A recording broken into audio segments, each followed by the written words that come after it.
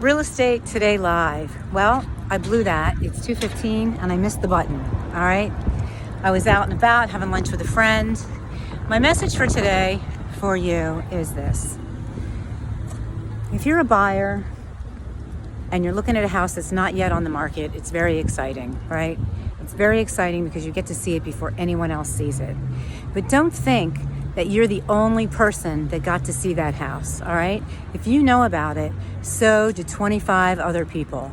So I'm just gonna say this. You see something, it's off the market, you get the opportunity to see it right away, jump on it. Jump on it if you want it.